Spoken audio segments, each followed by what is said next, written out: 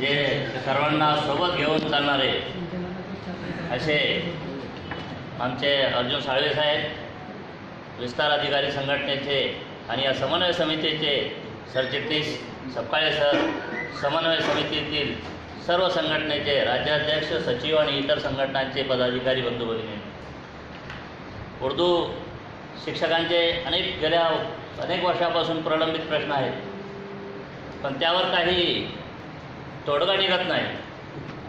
इथंच याच हॉलमध्ये आमची समन्वय समितीची बैठक झाली होती. त्यावेळेस सहसंचालक आमचे चव्हाण साहेब होते. त्यांच्यासमोर साळवे साहेब आणि आम्ही सगळे त्या मुद्दे मांडले. त्यातला एकही मुद्दा अजून मंजूर झालेला नाही. आज अभिनंदन करावं वाटतं टेमकर साहेबांचं आणि साळवे सरांचं की त्यांनी आजची प्रोसिडिंग तयार करायला लावली. त्यावेळेस प्रोसिडिंग नव्हती, त्यामुळे काही आम्हाला वाटतं की हे मुद्दे राहिले असते. आता प्रश्न मार्गी लागतील, कारण त्याचं लिखाण काम सुरू झालेलं आहे. खरं म्हणजे मराठवाडा हा अति मागास विभाग म्हटला जातो. मी त्या मराठवाड्यातला, आणि त्यामध्ये राज्यामध्ये उर्दू आणि मराठी माध्यम हे वेगवेगळे आहेत. माध्यम दोन वेगळे आहेत. शिक्षण आणि जिल्हा परिषदच्या शाळा मराठवाड्यामध्ये ह्या एकत्रित चालतात. दुसऱ्या विभागात नाही तशी परिस्थिती.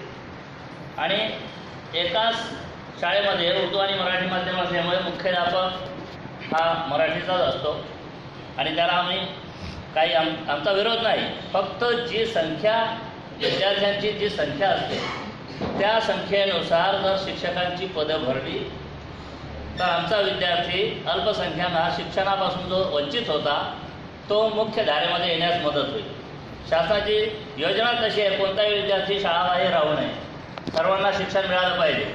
पण इथं होतं काय नेमकं की विद्यार्थी शाळेत येतात, पहिली दुसरी तिसरीपर्यंत येतात, पुढं शिक्षकच नाही. 7-7 वर्ग एकेका शिक्षकाकडे आहे. याचं मुख्य कारण असं की संच मान्यता होत असताना जिल्हा परिषदची संच मान्यता ही एकत्रित होत होती अगदी मागच्या वर्षापर्यंत. आता ही संख्येनुसार संच मान्यता यावर्षी झाली, वेगळी फक्त माध्यमने आहे. परंतु यांचा जोडायस क्रमांक मिळालेला नाही. तर मला संचालक साहेबांना विनंती करायची आहे की त्यांनी यांचा शालार्थ आणि योडायससुद्धा वेगळा करावा, जेणेकरून जी संख्या आहे त्या संख्येनुसार कोणावरही अन्याय होणार नाही. मराठी असो, उर्दू असो, दुसरी भाषा असो, त्या संख्येनुसार विद्यार्थ्यांनुसार त्यांना पदं निर्मित होतील. आणि ते विद्यार्थी जर 50 विद्यार्थी असतील तर त्यांना 2 शिक्षक मिळतील. आणि होतं काय, 70 विद्यार्थी आणि त्यांना एकच शिक्षक आहे. त्यामुळं ते विद्यार्थी जे तो शिक्षक रजेवर गेला की शाळामधून त्या दिवशी शिकवायलाच कोणी नाही त्यांना. एक उदाहरण असं आहे, मी मागच्या वेळेस सुद्धा मीटिंगमध्ये सांगितलं होतं की 2000 पासून जिल्हा परिषदचं ज्युनियर कॉलेज चालू आहे. जिल्हा परिषदचं, संस्थेचं नाही, जिल्हा परिषदचं. कायम विनाअनुदानित तत्वावर होतं. नंतर अनुदानावर आलं 20%, 40%, 60%, 80%. आज 17 वर्ष झाली त्याला पूर्ण. निकाल 80%, 90%, कधी 100%.